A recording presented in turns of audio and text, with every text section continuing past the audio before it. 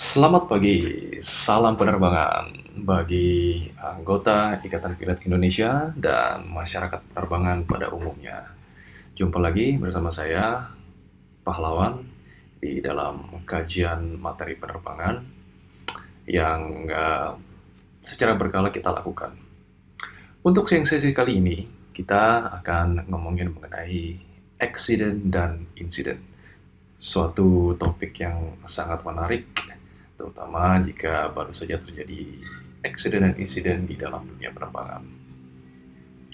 Nah, di kajian kali ini, karena waktunya tidak banyak, saya hanya akan ngomongin perkenalan atau introduksi terhadap satu annexes yang dinamakan ICAO Annex 13, yang di situ menjelaskan mengenai aircraft accident and incident investigation, ya, dan aturan-aturannya dan bagaimana cara mengkonduknya. Jadi untuk kajian kita kali ini objektifnya adalah satu, kita akan membicarakan apa sih yang dinamakan accident itu. Terus kita juga akan membicarakan apa sih artinya insiden, dan juga apa itu serious incident. 3 hal kategori mengenai insiden dan accident tersebut. Kita juga akan sedikit diskusi dan mencari dalam dokumen ICAO Annex 13 ini apa yang dinamakan investigation. Terus setelah dilakukan investigation, tentunya akan ada report-report. Jadi akan kita diskusikan juga apa sih yang namanya preliminary report dan juga apa yang dinamakan final report, dan mungkin kita akan melihat ke attachment-nya, bagaimana cara membuatnya. Tidak akan dalam, tidak akan lama, hanya perkenalan saja. Untuk kalau nanti dalamnya kita bisa lakukan di lain waktu.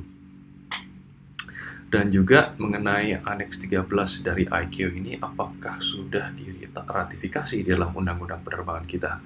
Nanti juga kita akan lihat Undang-Undang Penerbangan 2009. Dan yang paling penting di kajian kali ini adalah kalau ada, biasanya ada accident atau insiden gitu ya, di dalam masyarakat penerbangan dan masyarakat Indonesia pada umumnya selalu akan mencari tahu apa penyebabnya gitu kan. Nah, jadi dalam 72 jam pertama gitu ya, kira-kira accident atau insiden itu terjadi, sangat banyak informasi yang berlalu lalang pada saat ini pada saat itu di media massa, ya, apakah itu elektronik, apakah itu juga melalui sosial media, dan informasi itu lebih banyak tidak akuratnya daripada akuratnya kalau kita lihat gitu. Nah, jadi yang paling penting di dalam kajian kali ini adalah kita akan membahas betapa pentingnya ketika terjadi accident dan insiden, semua masyarakat yang berhubungan langsung dengan dunia penerbangan atau tidak langsung untuk menahan diri mengenai pemberian informasi mengenai accident atau insiden yang baru saja terjadi. Sangat sensitif dalam beberapa hari pertama biasanya dalam accident atau insiden tersebut. Oke, kalau begitu tanpa kita tunda lagi, mari kita lihat dokumennya. Nah, jadi secara historikalnya Annex ini ada karena masyarakat penerbangan di dunia ingin memiliki, ya, jadi diminta kepada Council ICAO memiliki the possibility of initiating a uniform procedure. Jadi untuk menginvestigasi suatu kecelakaan pesawat atau accident dan insiden itu ingin prosedurnya uniform di seluruh dunia. Gitu. Jadi report daripada accident investigation itu memiliki suatu panduan yang sama di seluruh dunia. Gitu. Juga the availability.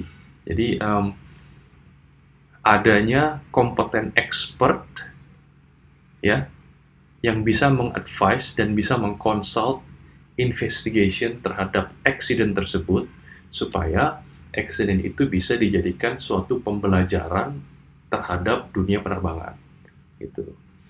Jadi bukan hanya supaya prosedurnya sama, tetapi expert-expert yang ada di dunia ini bisa membantu investigation di seluruh dunia juga supaya bisa dijadikan suatu pembelajaran yang bagus ke depannya gitu.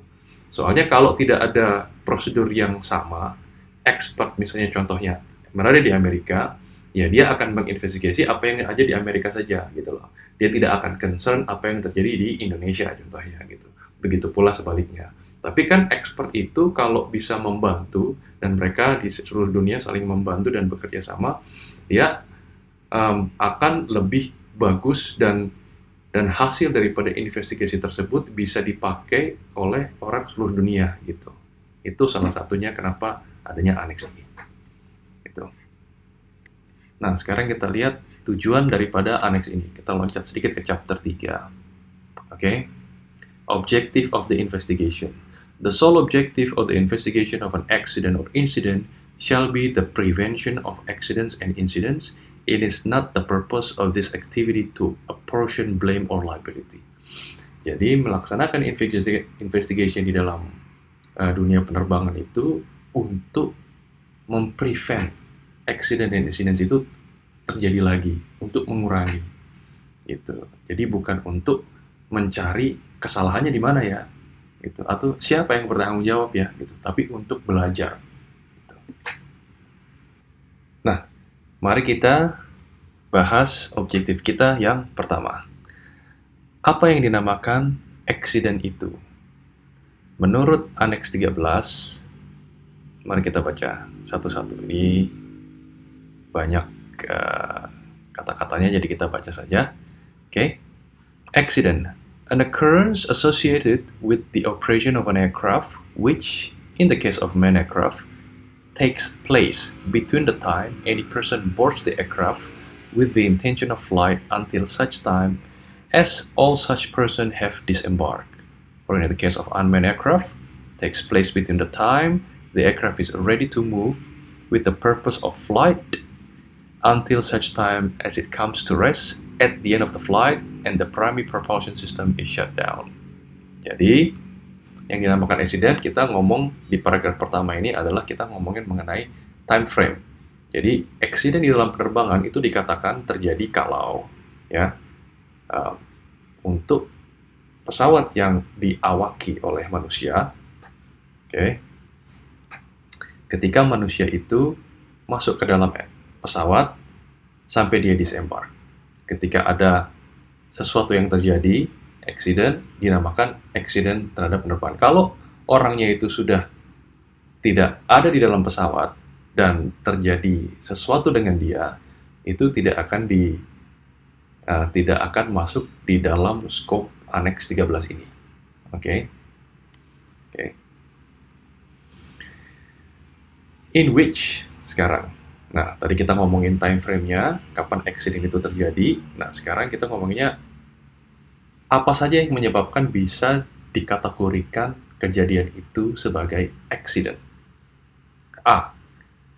Orang itu fatally or seriously injured. Jadi dia seriously injured, dia terluka. From the result of being in the aircraft. Jadi dia terluka hanya berada di dalam pesawat dan dia terluka, apakah dia jatuh, apakah jatuh itu disebabkan oleh banyak hal gitu ya, dan dia terluka, itu dinyatakan accident. Juga atau bisa ya direct contact with any part of the aircraft ya, yang menyebabkan dia menjadi terluka. Bagian apa saja di dalam pesawat tersebut. Terkadang ada juga part seperti kayak pushback car ya. Makanya di sini dibilang including parts which have become detached from the aircraft. Jadi bisa juga orang itu terluka karena ada part yang lagi dilepas kayak tow bar di pesawat gitu kan. Nah, dia menjadi terluka, nah itu juga dianggap accident. Direct exposure to jet blast. Jadi kalau berdiri di belakang pesawatnya, dia terhadap expose, terus dia terluka karena ada jet blast-nya, ya. terutama buat pesawat-pesawat jet gitu, itu bisa dinamakan accident. Tapi kayaknya iseng juga kalau ada orang yang berdiri di belakang engine-nya pesawat terus menjadi pilot, itu iseng juga sih gitu. Tapi itu bisa terjadi. Ternyata ada exception daripada clause ini, ya, yang pertama ini. Dia bilang except when the injuries are from natural causes, self-inflicted or inflicted by other person, or when the injuries are to stowaways hiding outside the areas normally available to the passengers and crew. Jadi bisa juga kalau injury itu terjadi ya karena natural causes atau dilukai oleh orang lain atau melukai diri sendiri, itu tidak termasuk di dalam accident ini. Oke. Satu lagi bisa juga injury-nya itu karena ada stowaway. Gitu. Nah, stowaway ini adalah uh, satu definisi lagi yang harusnya dibicarakan di dalam subject aviation security. Stowaways itu orang yang menyelundup diri misalnya ke dalam rodanya pesawat. Itu namanya stowaways. Ya, dia bersembunyi di situ karena normally penumpang itu tidak masuk ke dalam rodanya pesawat gitu. Jadi sama ICAO, kalau ada orang yang masuk ke dalam rodanya pesawat, dia bersembunyi di situ dan akhirnya ada kejadian yang menyebabkan akhirnya si orang itu terluka, itu tidak dianggap sebagai accident karena dianggap sebagai menyelundup, jadi tidak normal lah gitu case-nya. Oke, yaitu yang A. Oke. Bisa juga accident itu dinamakan accident ya kalau misalnya mungkin tidak ada penumpangnya atau mungkin ada penumpangnya tetapi penumpangnya tidak terluka gitu ya. Tapi dinyatakan juga accident kalau the aircraft sustain damage or structural failure. Gitu. Jadi dia rusak atau secara struktur dia itu fail dan tidak bisa terbang lagi pesawat itu. Gitu loh. Jadi mengalami kerusakan yang menyebabkan dia tidak bisa terbang. Ya. Which yang adversely affect the structural strength. Jadi pesawat itu jadi tidak kuat lagi menopang dirinya, ya. Atau performance. Ya, kalau kita ngomongin performance berarti kita ngomongin terbang. Dia tidak bisa terbang lagi, gitu loh. Atau juga mengaffect the flight characteristic. Jadi kalau ada rusak dengan flight controlnya, ya walaupun tidak menyebabkan terlukanya manusia di dalam pesawat itu, tetapi menyebabkan pesawat itu tidak bisa terbang. Gitu. Contohnya mungkin pesawat yang menabrak tangga gitu di airport, ya kan? Si wingnya. Nah, kita semua tahu wing dari pesawat itu digunakan buat terbang, tapi kalau tertabrak tangga dan menyebabkan dia tidak bisa terbang, itu dinamakan accident. Gitu.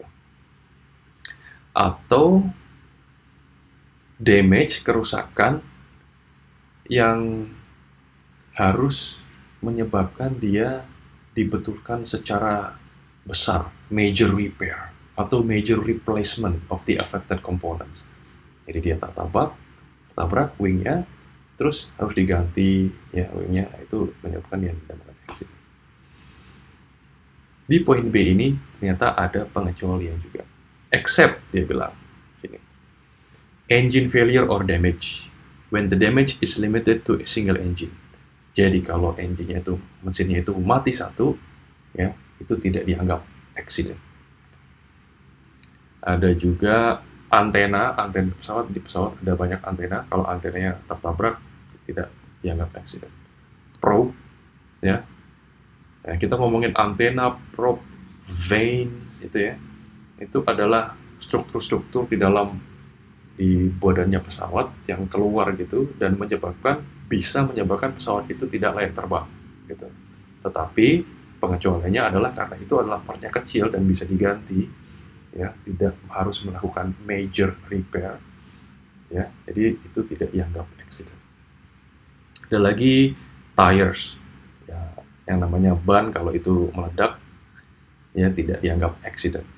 Atau brake yang melted, biasanya kalau pesawat itu saking beratnya ya, terus dia harus nge-brake, mengerem di landasan, dan temperatur daripada brake itu melebihi a certain amount, ya. Certain amount itu maksudnya melebihi suatu limitasi daripada si brake tersebut, brake itu bisa meleleh, gitu kan. Nah, itu tidak dianggap accident. Ada wheel, fairing, panels, landing gear, door.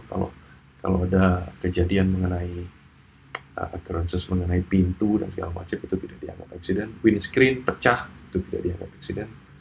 Aircraft skin such, kalau cuma hanya benjol dikit gitu atau scratch, itu tidak dianggap accident juga. Dan yang lainnya di sini bisa dibaca. Oke, termasuk hail dan bird strike. Kalau bird strike-nya tidak menyebabkan kecelakaan major damage, ya. Yang C di sini, accident juga dikatakan kalau the aircraft is missing or completely inaccessible. Artinya dia hilang atau tidak bisa, walaupun tidak hilang, dia ketemu, tetapi kita tidak bisa mengaksesnya lagi, gitu loh. Contohnya mungkin pesawat yang hilang atau nyemplung di laut, gitu kan. Kita tahu dia di situ. Gitu. Mungkin pesawat itu masih utuh, tetapi kita tidak bisa mengambilnya lagi kan, gitu kan. Nah, itu dianggap accident. Atau di tengah hutan, itu tidak bisa dievakuasi, ya, untuk dibetulkan, itu pasti sudah dianggap accident. Gitu. Ada beberapa note di sini, ya, seperti note nomor 1 ini. Ini penting nih. For a statistical uniformity only, an injury resulting in death within 30 days of the date of the accident is classified by ICAO as a fatal injury. Nah, terus apa yang dinamakan insiden itu? Gitu. Nah, di bawah sini kita teruskan, insiden adalah an occurrence other than accidents associated with the operation of an aircraft which affects or could affect the safety operation. Jadi, sesuatu kejadian yang selain A, B, C ini, ya, A, B, C ini, terus tidak, which could affect the safety operation, gitu loh. Jadi contohnya, kayak pesawat lagi taksi, ya, dari terminal ke runway. Terus terjadi suatu occurrence di mana pesawat ini belok ke dalam jalur taksi yang tidak seharusnya dia ada. Gitu. Kan di dalam pesawatnya ini tidak ada yang fatally injured atau seriously injured, tidak juga si pesawatnya itu men-sustain damage, gitu. Jadi dia hanya sendirian, ya salah masuk, ya. Aircraft-nya juga tidak missing, dan tetap ada di situ. Nah, itulah insiden. Gitu. Nah, terus insiden, tadi juga kita mention mengenai serious incident. Apa itu serious incident? Ya, suatu insiden yang more serious, gitu loh. Jadi kalau dibilang di sini, involving a circumstances indicate that there is a high probability of accident. Ada kemungkinan besar bisa terjadi kecelakaan atau accident tersebut, tetapi tidak, gitu. Ya, tapi itu dinyatakan sebagai serious incident, gitu. Nah, di dalam note-nya, paragraf yang ini ngomongin mengenai time, seperti kayak accident lagi di atas tadi, mengenai time frame, ada note bahwa the difference between an accident and a serious incident lies only in the result. Jadi hanya hasilnya aja. Kejadiannya mungkin sama, tapi hasilnya berbeda. Kalau accident, ya, kalau kita contohkan ada dua pesawat yang terbang sangat dekat, gitu, terus terjadi sesuatu seperti tabrakan, gitu ya, di dalam pesawat, itu dinyatakan accident. Tetapi kalau ada dua pesawat yang sangat dekat, tetapi mereka akhirnya bisa menghindar dan tidak ada orang yang terluka, tidak ada damage, itu dinyatakan serious incident. Gitu. Oke, di sini ada attachment C di note kedua ini. Mari kita lihat sampel-sampelnya. Oke, list of example of serious incidents. Ya, ini termnya diulang lagi di sini.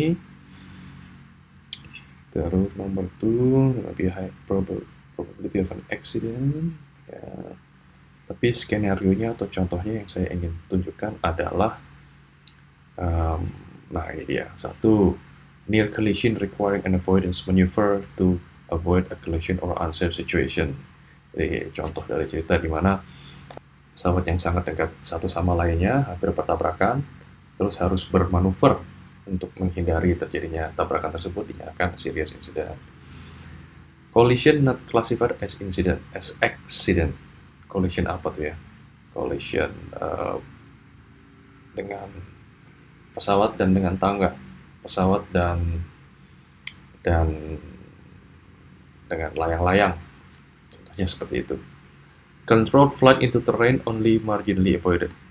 Controlled flight into terrain itu penerbangan yang hampir bertabrakan dengan tanah, oke, dan bisa di avoid ya, gitu. Jadi tidak terjadi accident, tetapi itu merupakan suatu serious incident. Aborted takeoff ya dinyatakan serious incidents. Takeoff from a closed or engaged runway, atau jadi runway yang tutup terus kita take off dari situ, atau kita take off dari taxiway, atau kita juga take off dari unassigned runway. Maksudnya kayak di Jakarta itu runway-nya ada 3 gitu ya. Contohnya kita mau take off di runway 25 right disuruhnya, tapi kita take off-nya di runway 24 atau di 25 left ya. Itu bisa terjadi. Landing juga begitu juga, landing di runway yang salah, taxiway yang salah gitu ya, itu termasuk. Gross failure to achieve predicted performance during takeoff or initial climb.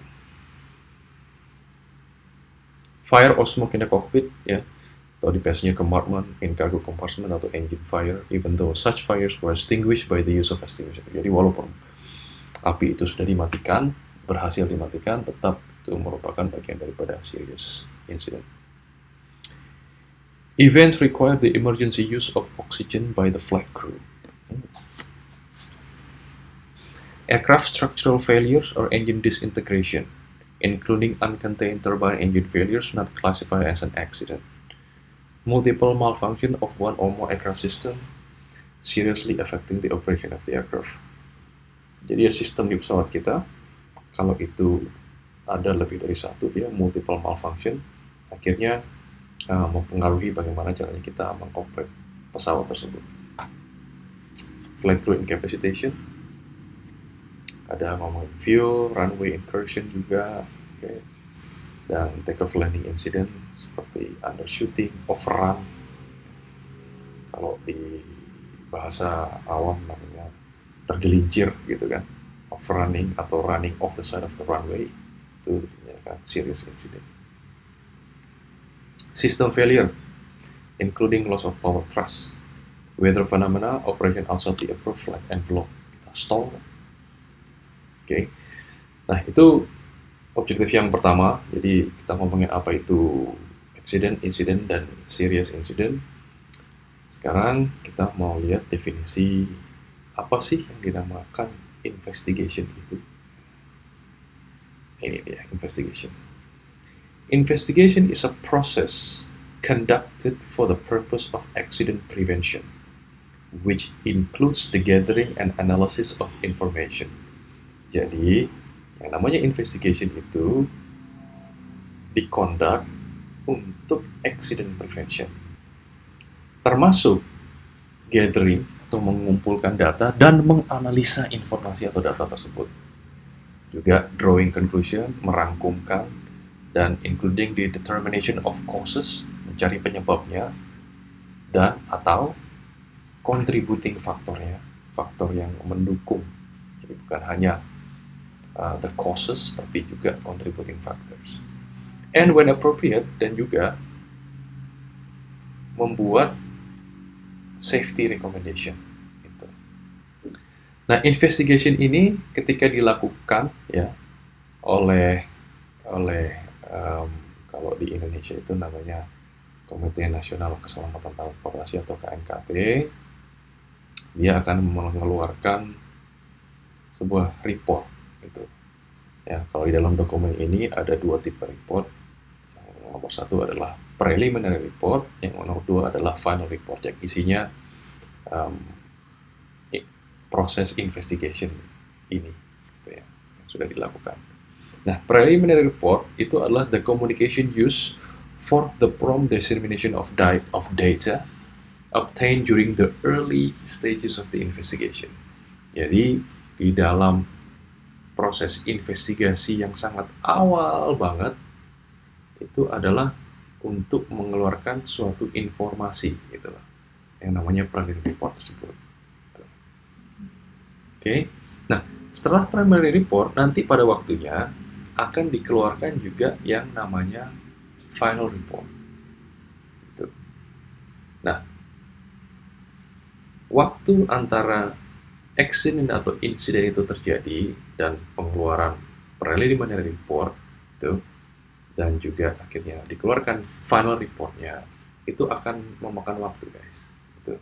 Jadi kayak kalau kita lihat dalam investigasi itu ada causes dan contributing factors itu tidak akan bisa didapatkan dalam waktu saat itu terjadinya accident dan insiden juga, gitu. Nah, para member IP dan masyarakat penerbangan pada umumnya, dari sini kita bisa melihat bahwa investigasi dari suatu kecelakaan pesawat adalah sesuatu yang harus dilakukan dengan benar dan akan melalui suatu proses yang tidak sebentar, gitu ya.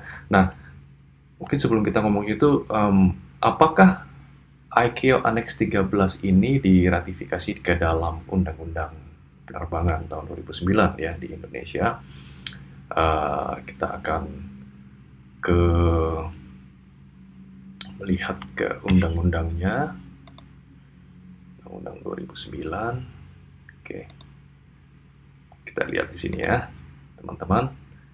Di bab 16, bagian pertama pasal 357 sampai 369. Di sini tertuang ratifikasi daripada ICAO Annex 13 tersebut. Jadi ketika terjadi kecelakaan pesawat udara, pemerintah akan melakukan investigasi dan penyelidikan lanjutan mengenai penyebab setiap kecelakaan dan kejadian serius atau serious incident pesawat udara sivil yang terjadi di wilayah Republik Indonesia. Jadi itulah tanggung jawab pemerintah, dan pelaksanaan investigasi ini dilakukan oleh Komite Nasional yang dibentuk dan bertanggung jawab kepada Presiden. Jadi namanya kalau di Indonesia adalah Komite Nasional Kecelakaan Transportasi atau KNKT.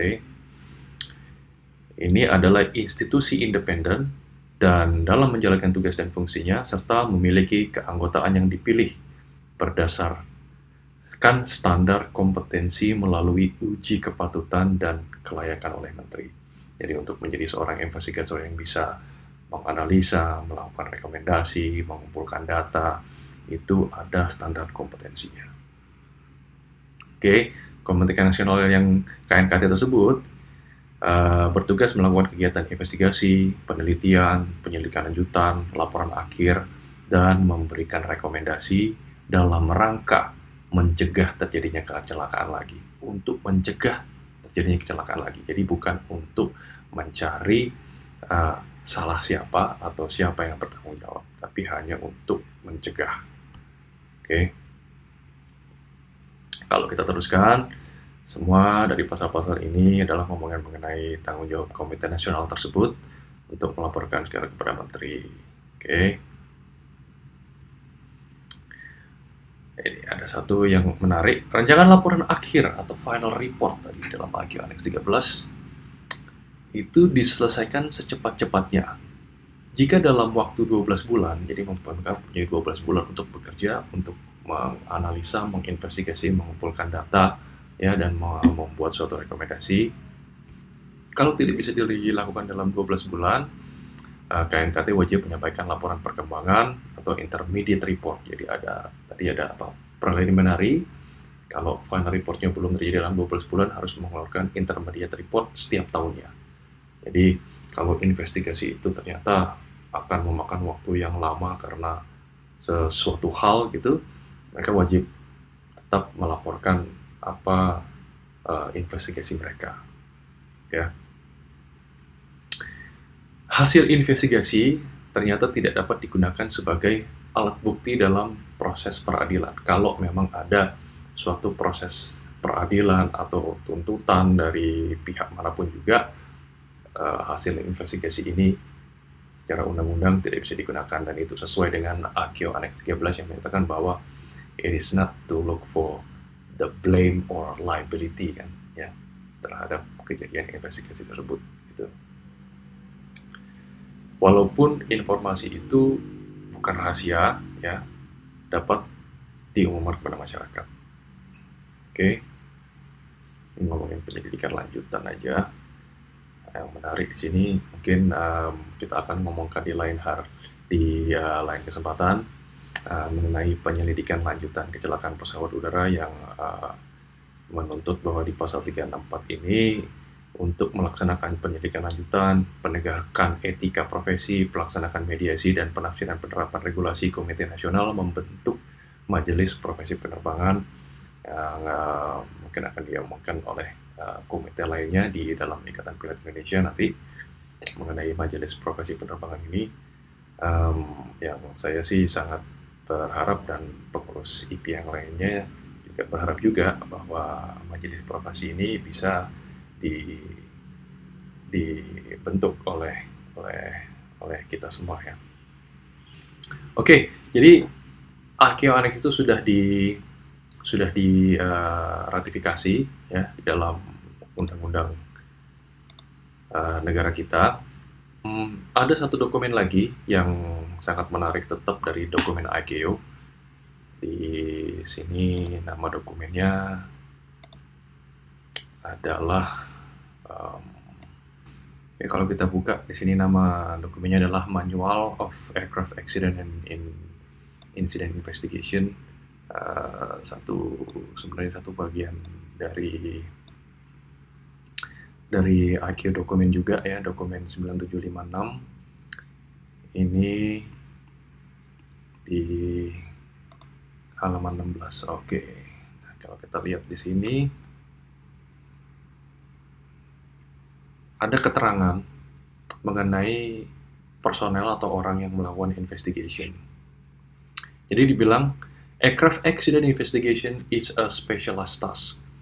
Jadi pekerjaan yang sangat istimewa gitu. Istimewa maksudnya di sini a very specialized individual yang tahu dan mempunyai kompetensi yang tinggi dan training yang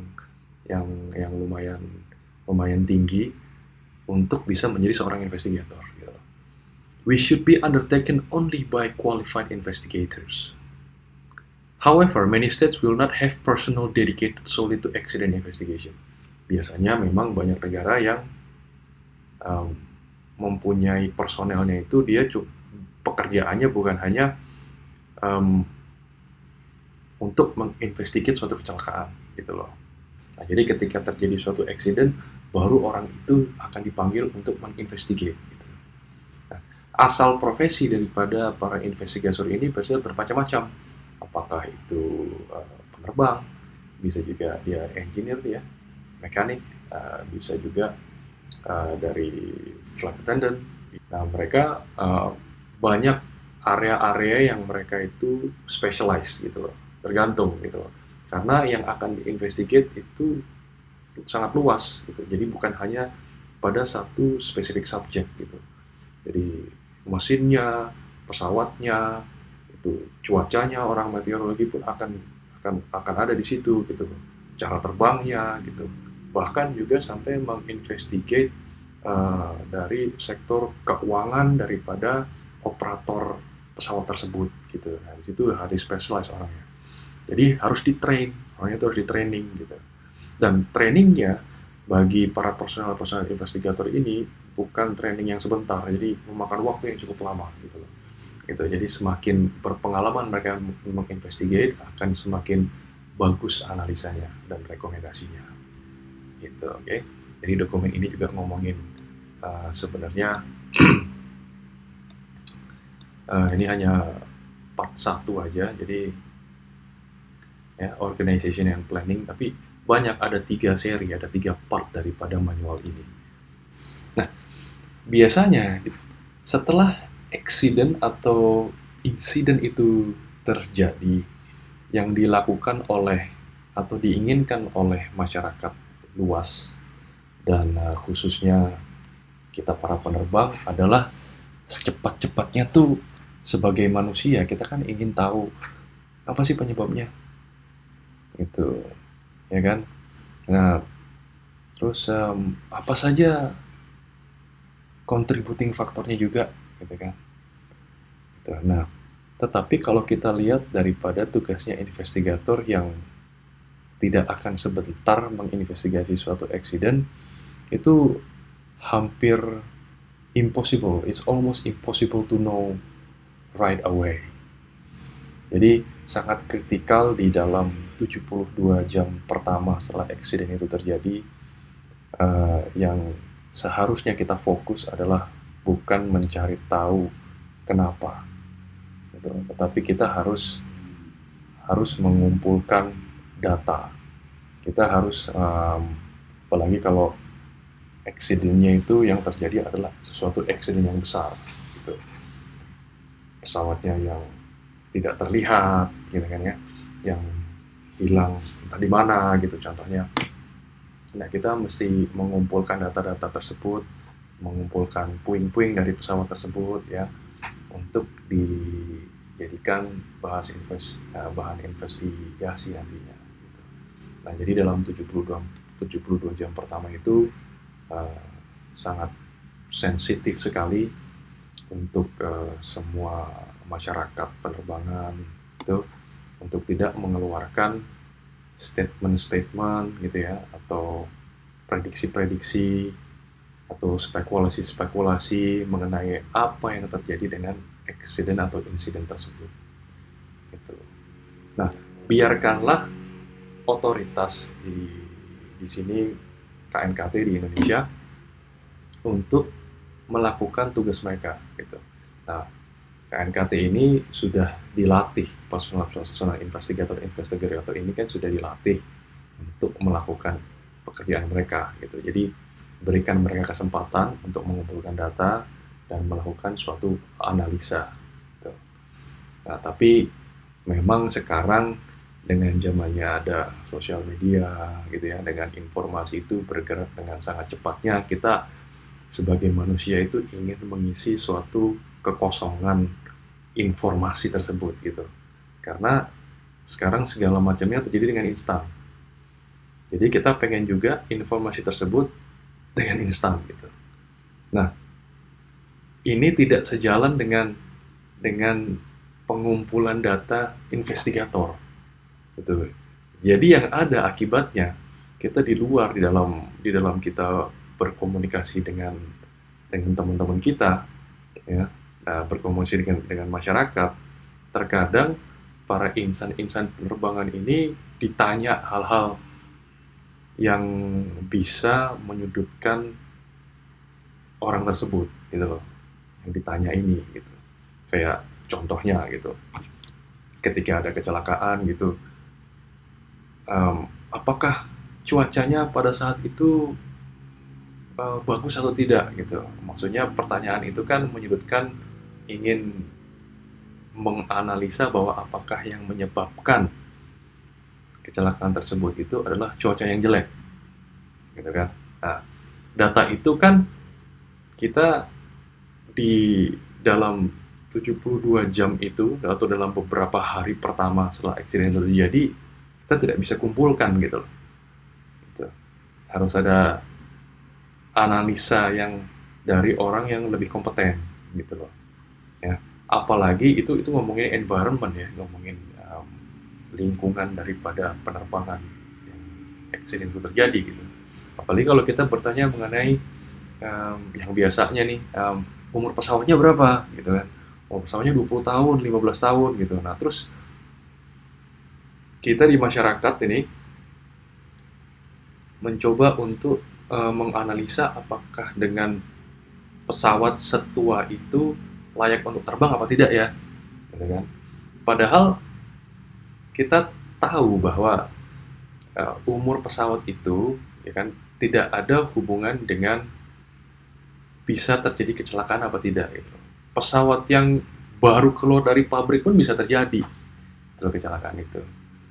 Jadi kita harus berhati-hati em, mengeluarkan suatu statement atau analisa atau berspekulasi tentang tentang hal-hal kayak gitu.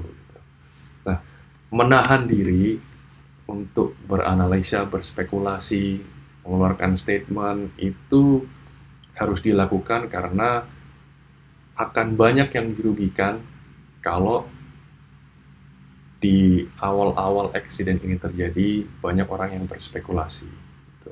Apalagi berspekulasi dengan si apakah pesawatnya itu layak terbang, apakah cuacanya gitu, terus em, penerbangnya bagaimana, pilotnya bagaimana, flight attendant-nya bagaimana, apakah mereka sehat, apakah mereka cukup istirahat dan segala macam. Pertanyaan-pertanyaan itu memang akan ada pada saat saat eksiden itu terjadi.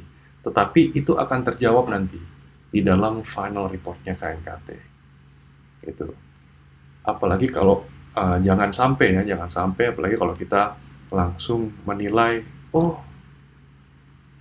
si perusahaan itu menerapkan suatu budaya di mana eh, para pekerjanya tidak cukup istirahat gitu kan, atau maintenance daripada perusahaan itu kurang bagus dikarenakan mengalami financial trouble gitu kan. Nah, itu bisa merugikan banyak pihak gitu. Pihak yang dirugikan itu bukan hanya segelintir, tetapi lebih luas lagi. Sebenarnya yang dirugikan itu bisa para masyarakat penerbangan di seluruh dunia. Nah, kalau saya ngomong masyarakat penerbangan itu adalah masyarakat atau orang-orang yang bukan hanya berkecimpung atau bekerja di dalam dunia penerbangan, tetapi memakai jasa penerbangan gitu ya, atau menyukai atau mengikuti, itu akan merugikan semuanya. Karena dengan opini-opini yang tidak berdasarkan data yang kredibel gitu, dan penafsiran-penafsiran yang salah atas peristiwa-peristiwa eksiden itu, satu nih yang akan dirugikan itu pertama kali pasti dari keluarga korban. Mereka itu kan butuh data yang akurat dengan apa yang terjadi. Gitu. Tidak akan bisa data akurat itu didapat pada saat itu juga, gitu ya. Mereka akan dapat suatu jawaban dan bisa menerima itu akan lebih bagus daripada hanya spekulasi-spekulasi yang ada di awal-awal. Mereka akan simpang siur gitu loh. Tuh, oh ini karena pesawatnya, oh ini karena cuacanya gitu kan. Oh ini karena perusahaannya gitu kan.